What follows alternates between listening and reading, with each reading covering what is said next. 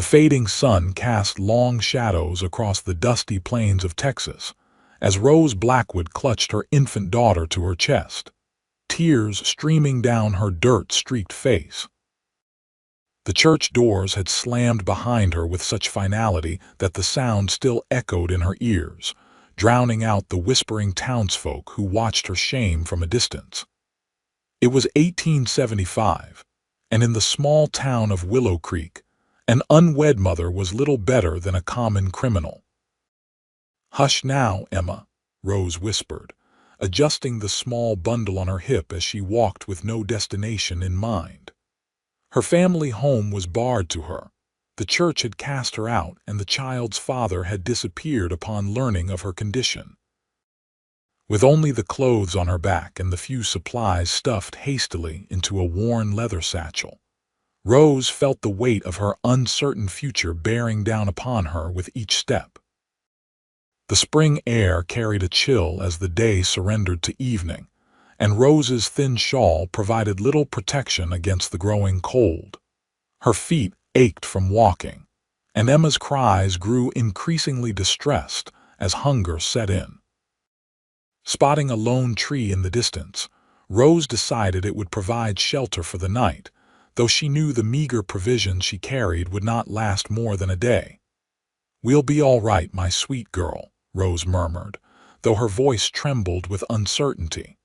"Mama will find a way." As she approached the gnarled oak, a movement in the distance caught her eye. A rider was approaching, the silhouette of cowboy hat and horse unmistakable against the darkening sky. Rose clutched Emma tighter, her heart racing with fear. Lone travelers often meant danger for a woman in her position, and she had nothing to defend herself with save for the small knife tucked in her boot. The horse slowed as it neared, and Rose could make out the rider's features: a young man, perhaps 25, with sun-bronzed skin and eyes that reflected the dying light. His clothes were dusty but of good quality, and the horse beneath him was a fine chestnut mare that spoke of care and attention. "Evening, madam," he called, keeping a respectful distance.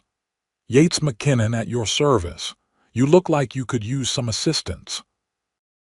Rose hesitated, her protective instincts warring with her desperate situation. "I'm just resting a moment," she replied, her voice stronger than she felt. "My daughter and I will be moving on shortly." Yates dismounted, keeping his movements slow and deliberate as if approaching a skittish colt. "Nightfall's coming fast, and these parts ain't safe for a woman and child alone." His gaze fell to Emma, who had quieted at the sound of the man's deep voice. "I've got a ranch about 3 miles west. There's a warm meal and shelter if you're willing. Why would you help strangers?" Rose asked, suspicion edging her words. Yates removed his hat, revealing a shock of dark hair streaked with gold from long days under the sun. "My ma raised me to believe that helping those in need wasn't kindness, it was duty." He gestured to the vast emptiness surrounding them. "And out here, turning away from someone who needs help is the same as condemning them." Something in his earnest expression made Rose want to trust him, despite the warnings that echoed in her mind. Emma let out a small whimper, reminding Rose that her pride was a luxury she could no longer afford. "I'd be grateful for a meal," she conceded, "and somewhere safe for my daughter to sleep." Relief washed over Yates's features. "Then it's settled." He stepped forward, offering his hand. "May I help you up?" Rose hesitated only a moment before accepting his calloused palm. With surprising gentleness, he helped her mount the horse, ensuring Emma was secure in her mother's arms before swinging up behind them. "I didn't catch your name," he said as he nudged the horse into a gentle walk. "Rose," she replied after a moment. "Rose Blackwood, and this is Emma." "Well, Miss Rose and Miss Emma, welcome to McKinnon Hospitality," Yates said, his voice warm against the cooling air. As they rode toward the setting sun, Rose felt a strange sense of calm settle over her. She had no reason to trust this stranger. Yet something told her that Yates McKinnon might be the answer to the prayer she'd been too afraid to speak aloud. The McKinnon Ranch emerged from the twilight, a modest but well-maintained homestead with a main house, barn, and several outbuildings. Lamplight spilled from the windows, creating a beacon of warmth in the gathering darkness. As they approached, a dog began to bark, alerting the household to their arrival. "That's just Biscuit," Yates explained as he helped Rose dismount. "He sounds fierce, but he's gentle as a lamb once he knows you're welcome." The front door opened, revealing an older woman with silver-streaked hair and Yates's kind eyes. "Yates McKinnon, you were supposed to be back before dark," she called, her tone more concerned than scolding. Her gaze fell on Rose and Emma, and her expression softened immediately. "You've brought guests." "Ma, this is Rose Blackwood and her daughter Emma," Yates explained, leading them toward the house. "They were in need of shelter for the night, Mrs. McKinnon's eyes took in Rose's disheveled appearance and the infant on her hip with a knowing glance that held no judgment. "Well, you've come to the right place. I'm Martha McKinnon, and any friend of my son's is welcome here." She stepped aside, gesturing them in. Come in, come in. Supper's still warm, and you look like you could use a good meal." The interior of the McKinnon home was simple but comfortable, with handcrafted furniture and colorful quilts that spoke of Martha's skilled hands. The warmth from the stone fireplace and the scent of fresh bread wrapped around Rose like an embrace, bringing unexpected tears to her eyes. Now," Martha said gently, noticing Rose's emotion. "No need for tears. You're safe here." She reached for Emma with practiced hands. "May I?" "It looks like you could use a moment to catch your breath." Hesitantly, Rose relinquished her daughter, watching as Martha cradled Emma with the ease of a woman who had held many babies in her time. "She's beautiful," Martha commented, smiling down at the infant. "How old is she?" 3 months, Rose replied, her voice barely above a whisper. She's everything I have." Martha's eyes met Rose's, a world of understanding passing between them. "Well, right now, what you both need is food and rest. Yates, show our guest to the washroom while I prepare a plate." Yates nodded, guiding Rose to a small side room where a basin of clean water and soft towels awaited. "Take your time," he said. "No one will disturb you." Left alone, Rose allowed herself a moment of weakness, silent tears streaming down her face as she washed away the dirt of her journey. The kindness of strangers was something she had stopped believing in the moment her own family had turned their backs on her and Emma. When she emerged, feeling somewhat refreshed, Martha had set a generous plate of food on the table and was feeding Emma with a small dropper of warm milk and honey. "She's a good eater," Martha observed as Rose sat down, strong like her mama. Rose managed a small smile. "Thank you for this," she said, gesturing to the food and then to Emma. "For all of it. Eat," Martha encouraged. "Then we'll get you two settled for the night. We have a spare room that's yours for as long as you need it." As Rose ate, Yates and Martha exchanged glances but asked no probing questions about her circumstances. Instead, they spoke of the ranch, the upcoming spring roundup, and Martha's plans for her garden. Their normalcy was a balm to Rose's wounded spirit, allowing her to simply exist without the weight of judgment. Later, as Rose settled into the small but comfortable bedroom with Emma tucked into a makeshift cradle fashioned from a drawer lined with soft blankets, Martha appeared at the door with a nightgown and fresh linens. "These should fit you well enough," she said, placing them on the bed. "And don't you worry about a thing tonight. Just rest." Rose clutched the nightgown, overwhelmed by the generosity. "Why are you being so kind to me?" she asked, the question that had been burning in her mind finally spilling out. Martha sat on the edge of the bed, her expression serious. Because 26 years ago, I was young, alone, with a baby and nowhere to go. She glanced toward the door Yates had disappeared through earlier. Someone showed me kindness when I needed it most, and it saved our lives. I'm just passing it forward.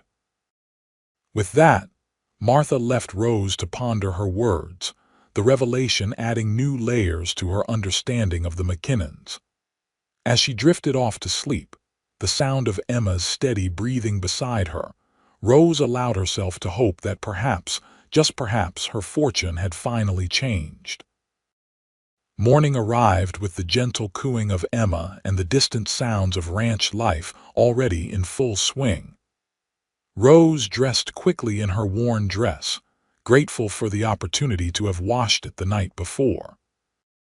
Emma, refreshed from a full night's sleep in comfort, gazed up at her mother with bright, curious eyes. "Good morning, sweet one," Rose whispered, lifting Emma into her arms. "Shall we see what the day brings?" In the kitchen, Martha was already busy preparing breakfast, the scent of coffee and frying bacon filling the air. She turned as Rose entered, a warm smile lighting her features. "There you are. I was wondering when you two would join us. Sleep well." "Better than I have in months," Rose admitted, settling Emma on her hip. "Is there anything I can help with?" Martha waved her toward a chair. Sit. You can help after you've eaten. Yates is already out with the cattle, but he'll be back for breakfast soon." As if summoned by his name, the door swung open, and Yates entered, bringing with him the fresh scent of morning air and leather. His presence filled the small kitchen, and Rose found herself straightening unconsciously, suddenly aware of her disheveled appearance. "Good morning," he greeted, his smile genuine as his gaze fell on Rose and Emma. "Hope you both slept well." "We did, thank you," Rose replied, surprised by the warmth that spread through her at his attention. Breakfast was a lively affair, with Yates sharing stories of the ranch and Martha interjecting with her own observations. Rose found herself laughing for the first time in what felt like forever, the weight on her shoulders temporarily lifted by the simple joy of companionship.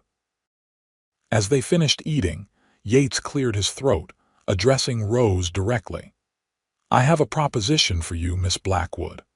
Rose tensed, her guard immediately rising. Propositions from men rarely ended well for women in her position. Sensing her discomfort, Yates continued quickly. "Martha could use help around the house, especially with the spring roundup coming. And we have the room. If you're willing, we'd like to offer you a position here, room, board, and fair wages in exchange for your help." Rose stared at him, stunned by the unexpected offer. "You barely know me," she managed. "We know enough," Martha interjected gently. "You're a mother trying to protect her child. That tells me all I need to know about your character."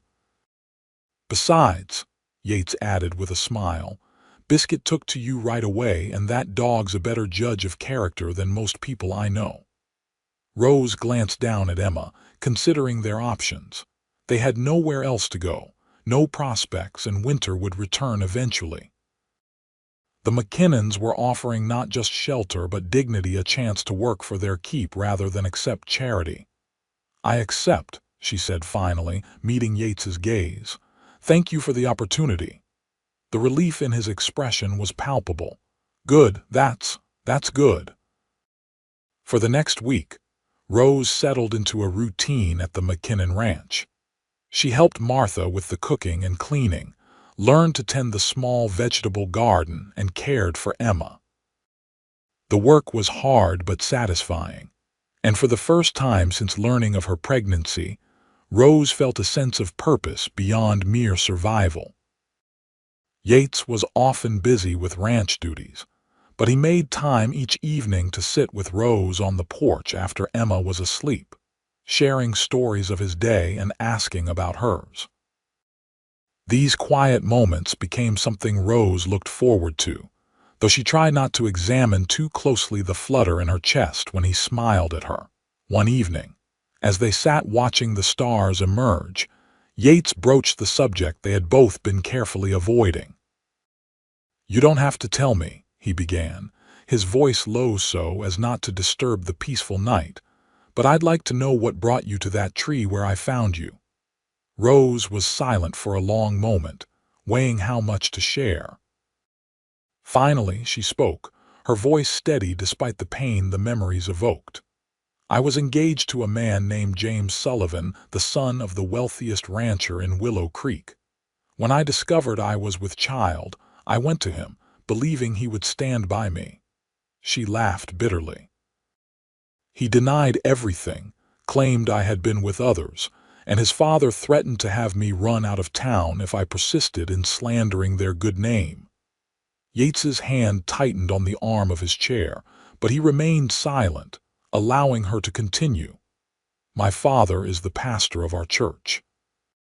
When he learned of my condition, he gave me a choice: name the Father and submit to public repentance, or leave his house." Rose's voice caught. "I named James, but with the Sullivans' influence, no one believed me. My father chose his position over his daughter, and I was cast out. Emma was born in a midwife's home, and we stayed as long as my small savings allowed.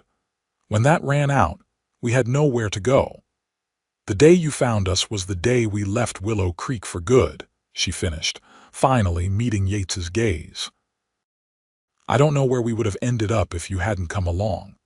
Yates was quiet for a long moment, his expression unreadable in the dim light. When he finally spoke, his voice was rough with emotion. "What your father did, what that man did, it wasn't right." He reached across the space between them, his hand hovering uncertainly before covering hers. "But I'm glad it brought you here." The warmth of his touch spread through Rose, anchoring her to this moment, this place that was rapidly becoming home. "So am I," she admitted softly. As spring gave way to early summer, life at the McKinnon Ranch fell into a pleasant rhythm. Rose's presence had brought new life to the household, and even Martha commented on how Yates smiled more these days. Emma grew stronger each day, her curious eyes taking in the world around her with increasing awareness. Yates, for his part, found himself increasingly drawn to Rose. It wasn't just her beauty, though she was certainly beautiful. It was her strength, her determination to provide for her daughter despite the odds stacked against her. It was the way she hummed while hanging laundry, the gentle patience she showed with Emma, and the quick wit that emerged as she became more comfortable in their presence. One afternoon, as Rose sat on a blanket under the shade of an elm tree, watching Emma practice rolling over, Yates approached with a small wooden object in his hands. "Thought she might like this," he said, somewhat shyly, presenting a beautifully crafted rattle. "My pa made one for me when I was small, according to Ma. Figured I'd try my hand at it." Rose accepted the gift, turning it over in her hands to admire the smooth finish and the careful carving. "Yates, it's beautiful. When did you find time to make this?" He shrugged, settling onto the blanket beside her. "Evenings, mostly. It's nice to work with my hands on something besides fence posts and cattle." Rose placed the rattle in Emma's reaching hands, smiling as the baby immediately brought it to her mouth. "I think she approves," she laughed, then turned to Yates with genuine gratitude. "Thank you, not just for this, but for everything you've done for us." "No need for thanks," Yates replied, his gaze lingering on her face. "Having you both here, it's made this place feel more like home than it has in a long time." The admission hung between them, charged with unspoken feelings that neither was quite ready to acknowledge. Rose looked away first, focusing on Emma to hide the blush rising to her cheeks. "Would you watch her for a moment?" she asked. "I promised your mother I'd help with dinner preparations." "Of course," Yates replied, reaching out to tickle Emma's belly, eliciting a gurgle of delight from the infant. "We'll be just fine, won't we, Miss Emma?" As Rose walked toward the house, she glanced back to see Yates lying on his stomach, face to face with Emma, making exaggerated expressions that had her daughter reaching for his nose with chubby fingers. The sight made her heart ache with a bittersweet longing. This was what Emma deserved, what Rose had hoped James would provide. A father who delighted in her existence. From the kitchen window, Martha observed the same scene, a knowing smile on her lips as she watched her son with Rose's daughter. When Rose entered, Martha handed her an apron without comment, though her eyes twinkled with unspoken thoughts. "He's good with her," Rose said finally, breaking the comfortable silence as they worked side by side preparing vegetables. "He always had a way with little ones," Martha agreed. "Some men are just born to be fathers, I think." She paused, glancing at Rose. "He cares for you both, you know." Rose kept her eyes on the carrots she was slicing. "We're grateful for his kindness." Martha's laugh was gentle but knowing. "Oh, child, it's far more than kindness that has my son carving baby rattles into the night and volunteering to change nappies." She touched Rose's arm, prompting her to meet her gaze. "I've not seen him look at anyone the way he looks at you. Not ever." Rose's heart quickened at Martha's words, but caution tempered her response. "I'm an unwed mother with nothing to my name, Martha, hardly a suitable match for your son." "And I was a pregnant widow with a farm in foreclosure when I met Yates's stepfather," Martha countered. "Love doesn't concern itself with suitable matches, Rose. It finds us when we need it most, often in the most unexpected packages." Before Rose could respond, the door burst open, and Yates entered with Emma secure in his arms, the baby's face alight with excitement from their time outdoors. "I believe this young lady is getting hungry," he announced, gently transferring Emma to Rose's waiting arms. "She's got quite a grip on her, I must say. Nearly pulled my ear clean off." Rose laughed, the tension of the previous conversation melting away in the warmth of Yates's smile. "She knows quality when she sees it," she teased, surprising herself with the flirtatious tone that had crept into her voice. Yates's eyes widened slightly, a pleased flush spreading across his features. "Well then, I'm honored to have met with the young lady's approval." Martha cleared her throat pointedly. "If you two are finished making eyes at each other, dinner still needs finishing, and I'm sure Yates has chores waiting." Yates ducked his head, embarrassed but not displeased by his mother's observation. "Yes, madam," he replied, backing toward the door. "I'll just go tend to those horses." As he left, Martha's knowing chuckle filled the kitchen. "That boy is smitten as a schoolboy with his first sweetheart." Rose busied herself with settling Emma, hoping to hide the hope that bloomed in her chest at Martha's words. She had learned the hard way not to trust in promises and tender glances. Yet, despite her best efforts, she couldn't help the small flame of possibility that Yates had kindled within her. The summer days stretched long and golden, filled with work and laughter and the small, precious moments that formed the foundation of their growing attachment. Yates taught Rose to ride, his hands steady at her waist as she gained confidence in the saddle. Rose showed Yates how to calm Emma during her fussy evenings, the baby responding to his deep voice with wide-eyed fascination. One evening in late July, as a rare summer storm rolled across the plains, Rose sat on the covered porch, watching the rain fall in sheets across the parched earth. Emma had been put to bed, and Martha had retired early with a headache, leaving Rose alone with her thoughts. The creak of the door announced Yates's presence before he settled into the chair beside her, two steaming mugs in his hands. "Thought you might like some tea," he said, offering one to Rose. "It's getting cooler with the rain." "Thank you," she replied, accepting the warm mug gratefully. The storm had indeed brought a chill to the air, though Rose suspected her shiver had more to do with Yates's proximity than the temperature. They sat in companionable silence for a time, listening to the rhythmic patter of rain on the roof. Finally, Yates spoke, his voice quiet but clear against the backdrop of the storm. "I've been thinking about what you told me about Emma's father and your family." Rose tensed, her hands tightening around her mug. "What about it?" Yates turned to face her, his expression earnest in the dim light. "I want you to know that not all men are like him, and not all families turn their backs on their own." "I know that now," Rose said softly, thinking of Martha's unconditional acceptance and Yates's gentle care. "You and your mother have shown me that." "Rose," Yates began, setting his mug aside and reaching for her hand. "I need to tell you something, and I hope you'll hear me out." Heart hammering, Rose nodded, allowing him to take her hand in his. "When I found you that day, I thought I was just doing what any decent man would do, helping someone in need.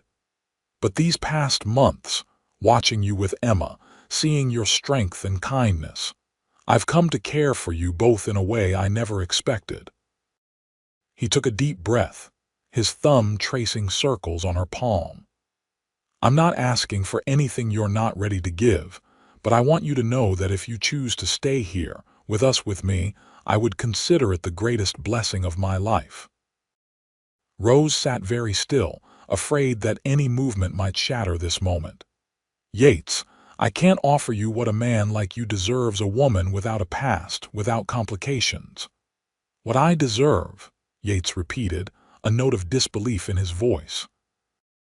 "Rose, what I deserve has nothing to do with what I want. And what I want is you and Emma, complications and all. Your past isn't something to be ashamed of, it's what made you the woman sitting before me now. The woman I've fallen in love with." The declaration hung between them, as tangible as the rain falling beyond the porch. Rose's breath caught in her throat, torn between joy and fear. "I don't expect an answer tonight," Yates continued, seeming to sense her turmoil. "I just wanted you to know where I stand. Take all the time you need." He rose to leave, but Rose caught his hand, stopping him. Slowly, she stood to face him, her heart in her eyes. "I don't need time," she whispered. "I've known how I felt about you since that first night on this porch when you listened to my story without judgment. I was just too afraid to believe it could be real." Yates's face transformed with hope.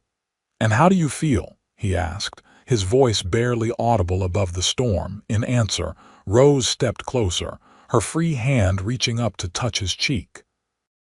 "Like I've found home," she said simply. And then she was in his arms, his lips finding hers in a kiss that promised everything she had stopped believing was possible. The storm raged around them, but on the small porch of the McKinnon ranch, Rose and Yates had found their shelter in each other. News of their courtship spread quickly through the small community surrounding the McKinnon ranch. Most received it with good cheer, having witnessed the growing bond between Yates and Rose over the summer months. A few raised eyebrows at Yates's willingness to take on another man's child, but Martha silenced such talk with a stern reminder of Christian charity and her unwavering support of the match. For Rose, the transition from employee to courted woman was both thrilling and frightening. Years of believing herself unworthy of love made Yates's open affection sometimes overwhelming. Yet with each passing day, his steady presence and unwavering devotion chipped away at the walls she had built around her heart. Emma, now 7 months old, thrived under the attention of both Martha and Yates. She had begun to crawl, exploring the ranch house with determined curiosity that kept everyone on their toes. To Rose's delight, Emma's first recognizable word was, "Yeah," her attempt at Yates's name, which she called out whenever he entered a room. One crisp September morning, as Rose hung laundry while Emma practiced standing against a chair nearby, Martha approached with a mysterious smile.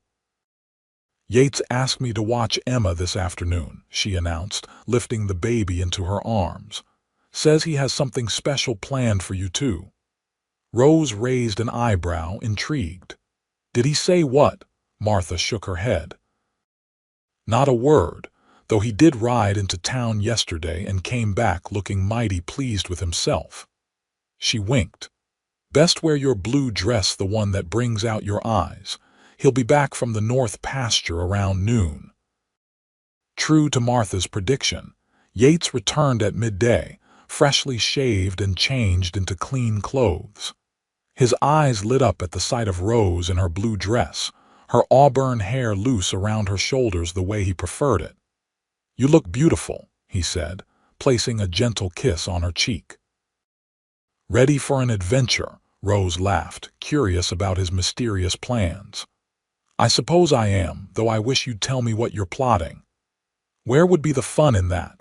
Yates teased, leading her to where two horses waited, saddled and ready. "It's not far, but I wanted us to have some time alone." They rode for about half an hour, Yates leading them through a grove of cottonwoods to a secluded spot beside a small creek.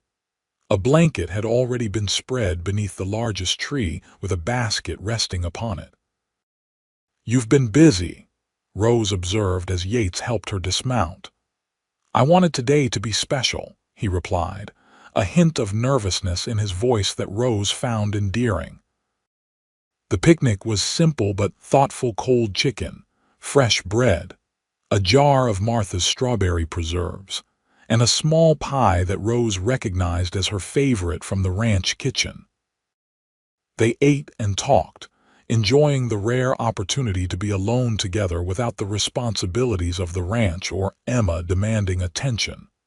As they finished the last of the pie, Yates grew quiet, his expression turning serious.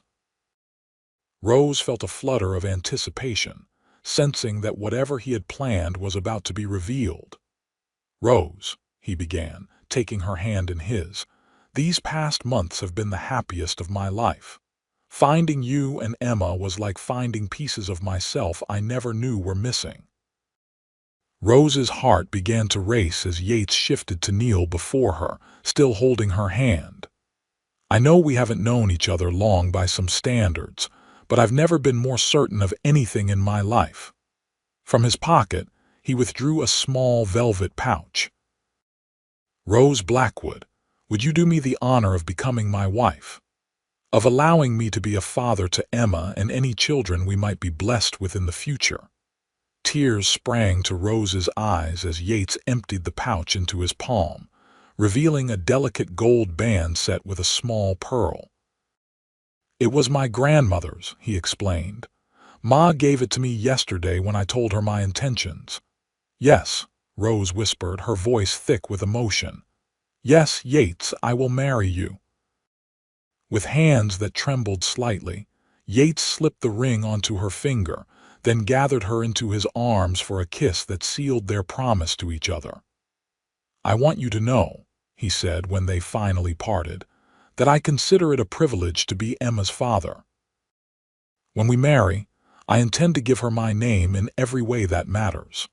Fresh tears spilled down Rose's cheeks at his words. "You are already more of a father to her than James ever could have been," she said. "She is blessed to have you, as am I."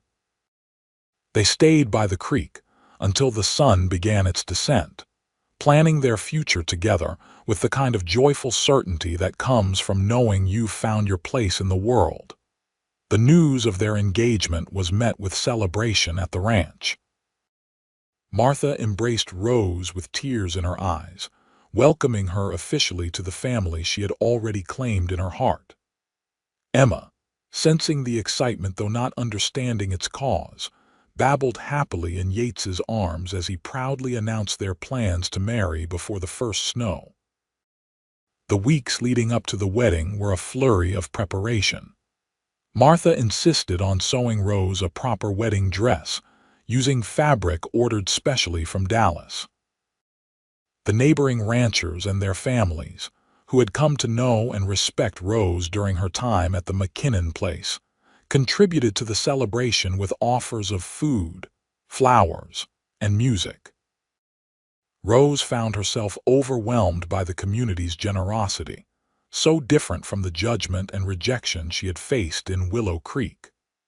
When she expressed this to Martha one evening as they worked on the wedding dress, the older woman nodded in understanding. "People can be cruel when they're afraid," Martha said, her needle moving steadily through the cream-colored fabric. "And nothing frightens small minds more than a woman who defies their expectations." She looked up, meeting Rose's gaze. "But out here, folks judge you by your actions, not your past. You've earned their respect by working hard and caring for your child with dignity." Rose touched the ring on her finger, still marveling at the turn her life had taken. "I never imagined I could be this happy again," she admitted. "After everything that happened, I thought that part of my life was over." Martha set aside her sewing to take Rose's hands in hers. "The heart is resilient, child. It can weather the fiercest storms and still find the strength to love again." She smiled, her eyes twinkling. "And my son is a lucky man to have one yours." The day of the wedding dawned clear and cool, with the kind of brilliant blue sky that seemed to stretch to eternity. Rose stood before the small mirror in her room, hardly recognizing the woman who looked back at her. Martha's skillful hands had transformed the simple cream fabric into an elegant gown that flattered Rose's slender figure. Her hair was arranged in soft curls, adorned with small white flowers from Martha's late-blooming garden. A knock at the door announced Martha's arrival, Emma freshly dressed in a tiny gown that matched Rose's in miniature. "Oh, my dear," Martha breathed, her eyes filling with tears. "You look absolutely beautiful. Yates won't be able to speak when he sees you." Rose laughed, accepting Emma into her arms. "As long as he manages to say I do, I'll be satisfied." Martha approached with a small wooden box. "I have something for you, something borrowed, as tradition requires." Opening the box, she revealed a delicate silver locket. "My mother wore this on her wedding day and I on mine. I'd be honored if you would wear it today." Tears threatened as Martha fastened the locket around Rose's neck. "Thank you," Rose whispered, embracing the woman who had become like a mother to her. "For everything." The ceremony took place under the same cottonwood where Yates had proposed, now decorated with ribbons and wildflowers. The local preacher officiated, his words carrying across the gathered crowd of neighbors and friends who had come to witness the union. Yates waited beneath the tree, his normally confident demeanor softened by emotion as he watched Rose approach with Emma in her arms and Martha at her side. His eyes never left Rose's face as she joined him before the preacher, Emma reaching out to pat his cheek in greeting. "Dearly beloved," the preacher began, his voice ringing with sincerity, "we are gathered here today to join this man and this woman in holy matrimony, and to celebrate the formation of a family bound by love and commitment." The vows were simple but heartfelt, spoken with voices that occasionally trembled with the weight of their meaning. When Yates promised to love and cherish not only Rose but Emma as well, there wasn't a dry eye among the witnesses. "By the power vested in me," the preacher concluded, "I now pronounce you husband and wife. Mr. McKinnon, you may kiss your bride." Yates's kiss was gentle yet filled with promise, mindful of Emma still perched on Rose's hip. As they turned to face their guests as husband and wife, Emma clapped her hands in delight, bringing laughter from the assembled crowd. The celebration that followed lasted well into the evening, with food and dancing and the kind of genuine goodwill that made Rose's heart full to bursting. As twilight descended, Yates found her sitting at the edge of the gathering, watching as Martha danced Emma around the makeshift floor. "Mrs. McKinnon," he said, offering his hand with a smile that still made her pulse quicken, "may I have this dance?" Rose placed her hand in his, allowing him to lead her into the circle of light cast by the lanterns. "I still can't quite believe it," she confessed as they swayed to the fiddle's melody. "That I'm your wife, that we're a family." Yates's arm tightened around her waist, drawing her closer. "Believe it," he murmured against her ear. "I plan to remind you every day for the rest of our lives." Later that night, after the guests had departed and Emma was settled in her crib in Martha's room, a wedding gift to the newlyweds Rose, and Yates finally found themselves alone in what was now their shared bedroom. The intimacy they had carefully respected during their courtship now blossomed in the privacy of their marriage bed, where Yates's tenderness and Rose's trust created a bond that transcended the physical union of their bodies. As they lay together in the quiet aftermath, Rose's head resting on Yates's chest, she felt a sense of peace that had eluded her for so long. Here, in the circle of her husband's arms, with her daughter sleeping safely nearby, Rose had found not just shelter but a home, a place where love had healed the wounds of her past and opened the door to a future brighter than she had dared to dream. "I love you, Yates McKinnon," she whispered into the darkness. His arms tightened around her, his lips pressing a kiss to her forehead. "And I love you, Rose McKinnon. You and Emma are my heart." In the years that followed, the McKinnon Ranch flourished under Yates's capable management and Rose's practical support. Emma grew from a baby to a curious toddler who trailed after Yates like a shadow, absorbing his gentle lessons about horses and cattle and the land they called home. She called him Papa without prompting, the word falling from her lips as naturally as breathing. A year after their wedding, Rose gave birth to their son, Samuel, a sturdy boy with Yates's dark hair and Rose's determined spirit. 2 years later, twins Lily and Josephine joined the family, bringing both joy and chaos to the ranch house. Martha delighted in her role as grandmother, though she insisted on maintaining her own small cabin on the property, giving the growing family the space of the main house. "Young families need room to grow," she declared, though she was never more than a short walk away when needed. The McKinnon name became known throughout the county for both the quality of their cattle and the warmth of their hospitality.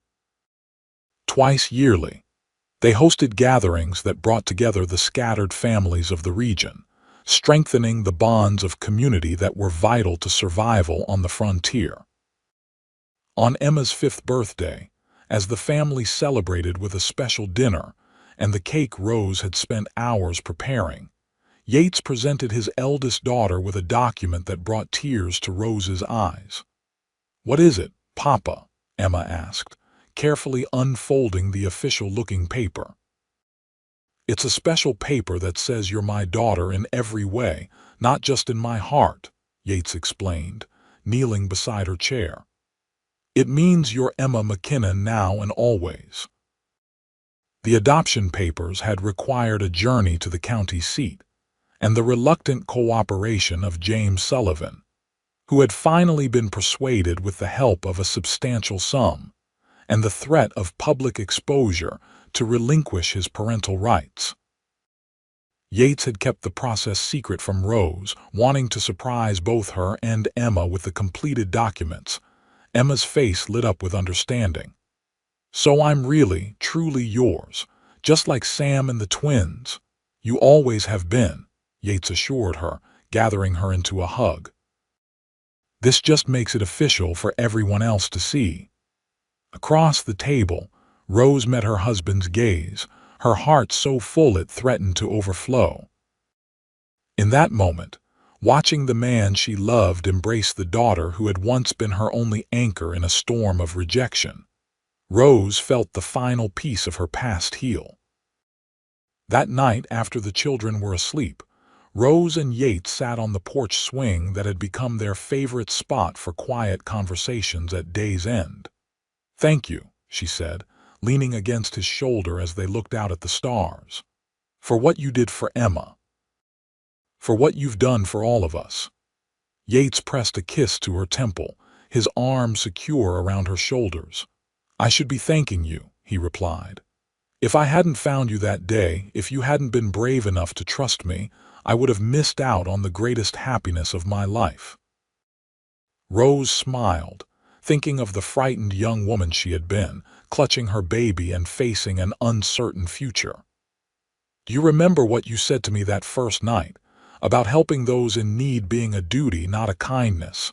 Yates nodded, his expression thoughtful. "I remember." "I've been thinking about that," Rose continued, "about how sometimes what begins as duty can transform into something far more powerful." She turned to face him, framing his beloved face with her hands. "You took our hands that day and never let go, even when it would have been easier to walk away." "Easier, perhaps," Yates agreed, covering her hands with his own, "but infinitely poorer. The moment I saw you standing there with Emma on your hip, something in me knew you were meant to be mine to care for." As the evening deepened around them, Rose nestled closer to her husband, grateful for the twists of fate that had brought them together. From the ashes of rejection and heartbreak, they had built a life filled with love, laughter, and the kind of deep contentment that comes from knowing you are exactly where you belong. In the distance, a coyote called to its mate, the sound echoing across the Texas plains that had become home. Inside the house, their children slept peacefully, secure in the knowledge that they were cherished.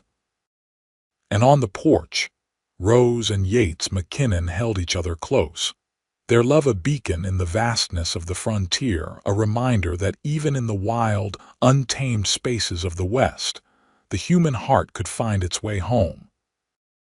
10 years after that fateful day when Yates had discovered Rose and Emma beneath the lone tree, the McKinnon Ranch had grown into one of the most prosperous in the county. What had once been a modest operation now boasted extensive grazing lands, a herd of over 500 cattle, and a reputation for quality that brought buyers from as far as Kansas City. Emma, now a spirited girl of 10 with her mother's auburn hair and a confident demeanor that spoke of a childhood filled with love and security, had developed a remarkable talent with horses.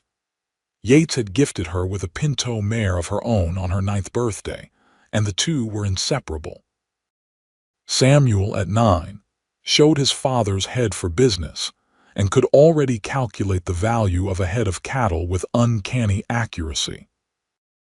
The twins, Lily and Josephine, were 7 now, identical in appearance but distinctly different in personality, Lily quiet and thoughtful, Josephine bold and adventurous. Rose had blossomed as well, her natural intelligence finding expression not only in the management of their growing household, but in the small school she had established for the children of neighboring ranches.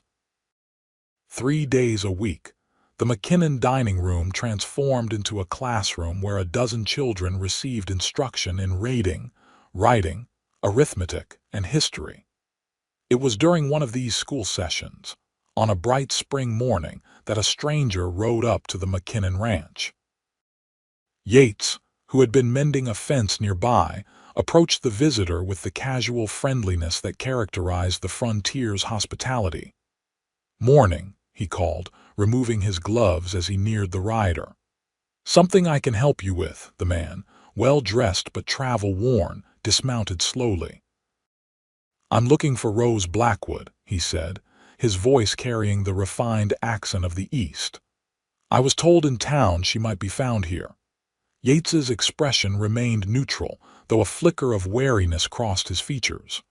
"Rose McKinnon is my wife," he replied, emphasizing her married name. "May I ask who's calling?" The stranger hesitated, seeming to measure his words. "My name is William Blackwood. I'm Rose's brother."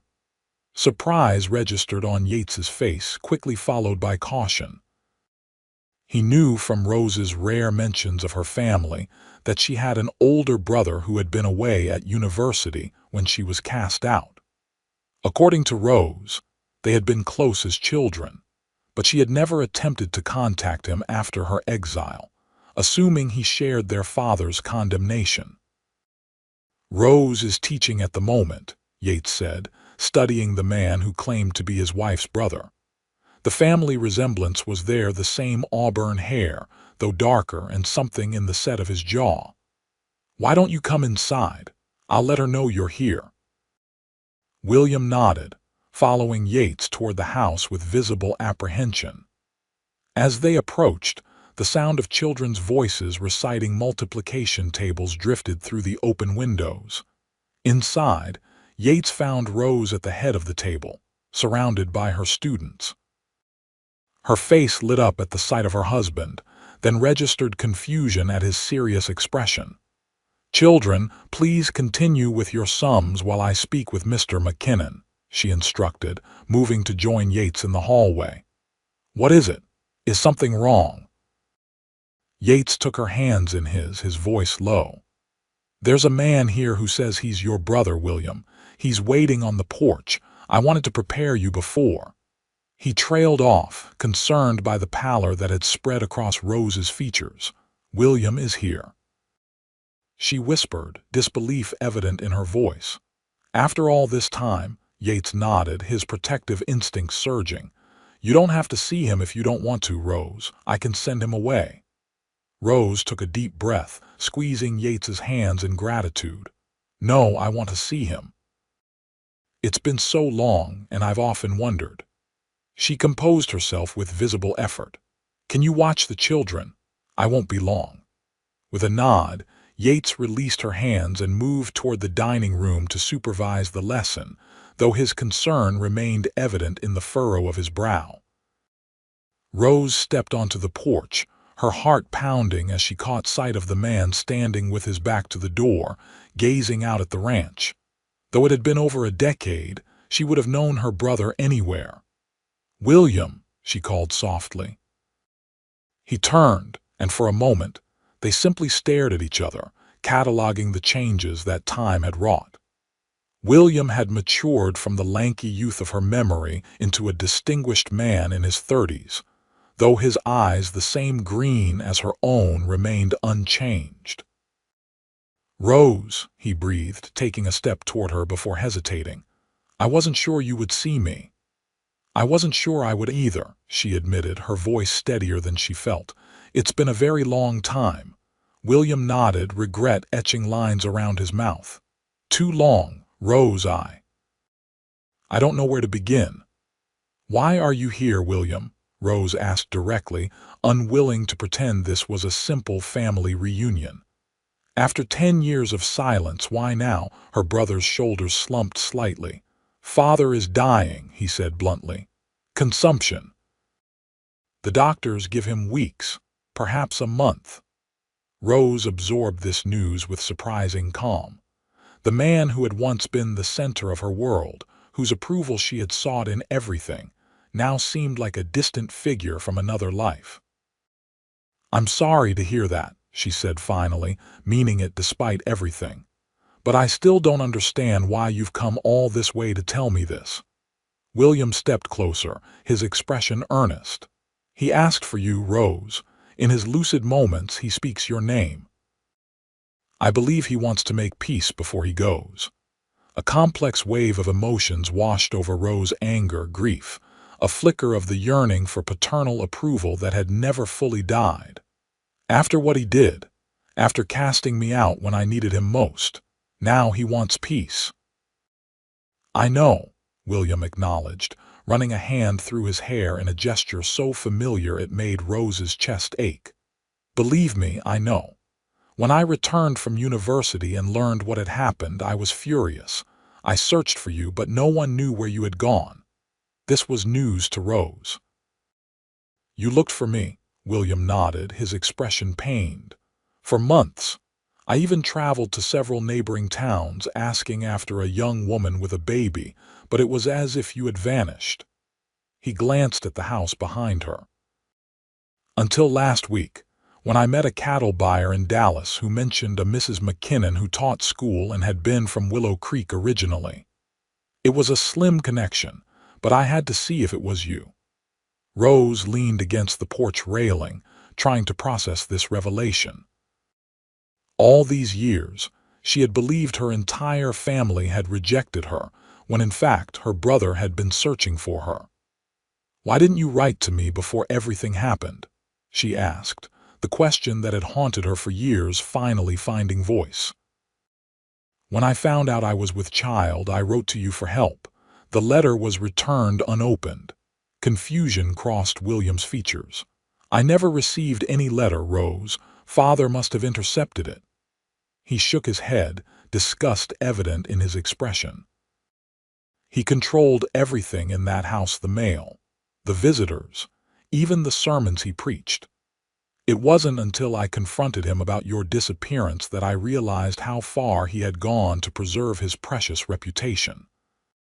A tense silence fell between them, filled with the weight of lost years and missed opportunities. Finally, Rose spoke, her voice soft but determined. "I have a family now, William. A husband who loves me, Emma who is 10 now and the joy of our lives, and 3 more children besides. I've built a life here, a good life, from the ashes of what father did to me." She met her brother's gaze steadily. "I'm not sure I can face him again, even on his deathbed." William nodded in understanding. "I'm not asking you to forgive him, Rose. I'm not even sure I have. But I thought you deserved the choice." He hesitated, then added, "And selfishly, I hope to find my sister again, to meet her family and perhaps be part of her life if she'll allow it." The door opened behind them, and Emma's curious face appeared, her eyes widening at the sight of the stranger. "Mama, Papa says to tell you that the lesson is finished and the children are ready to go home." Rose smiled at her daughter, beckoning her forward. "Emma, come meet your Uncle William. He's my brother." Emma approached cautiously, studying William with the direct gaze she had inherited from her mother. "I didn't know Mama had a brother," she said candidly. "She never talks about her family from before." William knelt to Emma's level, his expression softening.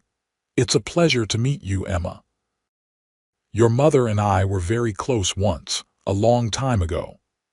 Emma considered this, then with the simple acceptance of childhood, offered her hand. "Would you like to see my horse, Uncle William? Her name is Penny and she's the fastest in the county." A genuine smile broke across William's face as he shook Emma's hand solemnly. "I would be honored, Miss Emma." As Emma led William toward the barn, chattering about Penny's many virtues, Rose felt Yates's presence beside her. "You okay?" he asked quietly, his arm slipping around her waist. Rose leaned into his strength, watching her brother and daughter together with mixed emotions. "I think I will be," she replied. "It's a lot to take in." "What will you do about your father?" Yates asked, having overheard enough of the conversation to understand the situation. Rose sighed, the decision forming in her heart even as she spoke. "I think I need to see him, Yates, not for his sake but for mine, to finally close that chapter of my life." Yates nodded, pressing a kiss to her temple. "Then we'll go together, all of us. You're not facing this alone, Rose. Not ever again." 2 weeks later, the McKinnon family arrived in Willow Creek, a town Rose had sworn never to return to. The journey had been long, especially with 4 children in tow, but Rose had insisted they come as a family. "I want him to see what he rejected," she had explained to Yates. "The grandchildren he never knew, the life I built without him." William had arranged for them to stay at the town's small hotel rather than the parsonage, understanding Rose's reluctance to sleep under her father's roof. As they settled into their rooms, Rose stood by the window, gazing out at the familiar yet changed landscape of her hometown. "It feels smaller than I remember," she commented as Yates joined her. "Towns often do when you return as an adult," he replied, his solid presence a comfort at her back. "Are you ready for tomorrow?" Rose turned to face him, drawing strength from the love in his eyes. "As ready as I'll ever be." The following morning, after ensuring the children were settled with activities under Martha's watchful eye, Rose and Yates made their way to the parsonage. William met them at the door, his expression grave. "He's had a difficult night," he warned in a low voice. "The doctor came early this morning and increased his laudanum. He's lucid now but very weak." Rose nodded, steeling herself as William led them to the bedroom where her father lay. The Reverend Thomas Blackwood had once been a powerful figure, both physically and in presence. The man who lay in the bed now was a shadow, his frame wasted by disease, his once commanding voice reduced to a whisper. As Rose approached the bedside, her father's eyes opened, focusing on her with startling clarity. For a long moment neither spoke, the weight of their shared history suspended between them. "Rose," he finally rasped, his voice barely audible. "You came." "Yes, father," she replied, her tone neutral. "William said you asked for me." The old man's gaze shifted to Yates, who stood protectively at Rose's side. "This is your husband." "Yes, this is Yates McKinnon, my husband of 10 years. She placed her hand in Yates's, drawing strength from his steady presence. "We have 4 beautiful children together." Thomas's eyes closed briefly, his breath labored. When he opened them again, there was something new in his expression, something Rose had never expected to see. Regret. "I was wrong," he whispered, the words clearly costing him great effort. "What I did to you, it was unforgivable." Rose had imagined this moment many times over the years, her father's apology, her own righteous anger. But faced with the reality of his imminent death, she found those rehearsed responses hollow. Instead, a strange calm settled over her.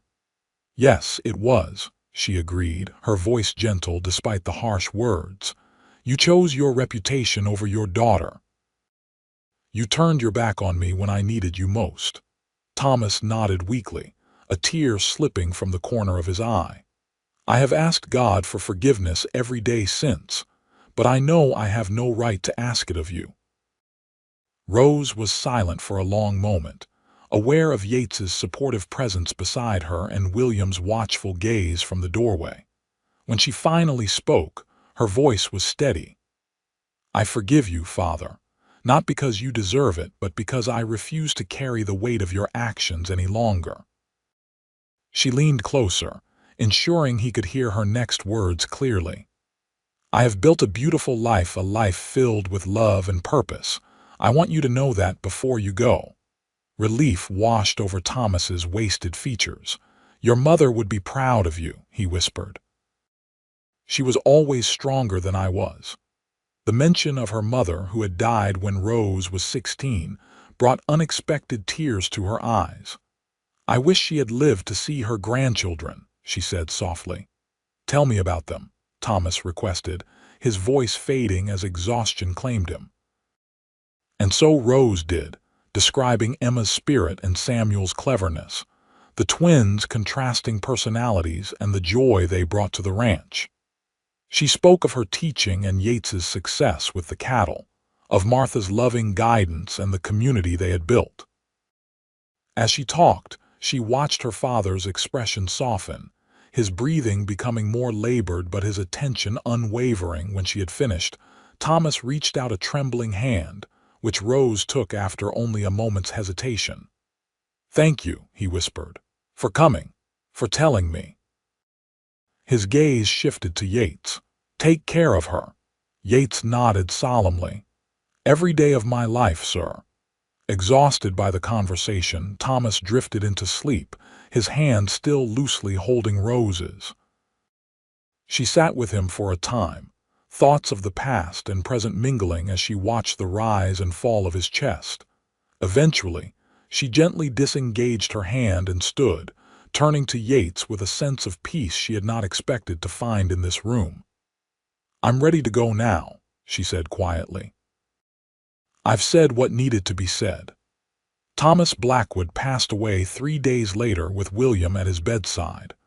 Rose, having made her peace, chose not to be present for his final moments. Instead, she and Yates took the children to the small creek where she had played as a child, sharing stories of her youth and creating new memories to replace the painful ones. The funeral was a simple affair, attended by the townspeople who had known the Reverend as their spiritual leader for decades. Rose stood with her family, accepting condolences with quiet dignity. Many of those who approached her did so with awkward attempts at apology for their part in her ostracism years before. Rose accepted these with grace, neither absolving nor condemning them for choices made in a different time. After the service, as they prepared to return to the ranch, William approached Rose with a legal document in hand. "Father left the house and its contents to me," he explained, "but he specified that this was to go to you." He handed her an envelope containing a deed to a small parcel of land on the outskirts of town, land that had belonged to their mother's family. "I had forgotten about this place," Rose said softly, memories of picnics and summer afternoons flooding back. "Mother always loved it there." William nodded, a tentative smile on his face. "I thought perhaps, if you were amenable, I might build a house there. I've been offered a position at the school in Dallas, but it would be nice to have a place to return to, a place where my nieces and nephew might visit from time to time." The suggestion, with its implication of ongoing family connection, brought tears to Rose's eyes. "I would like that very much, William."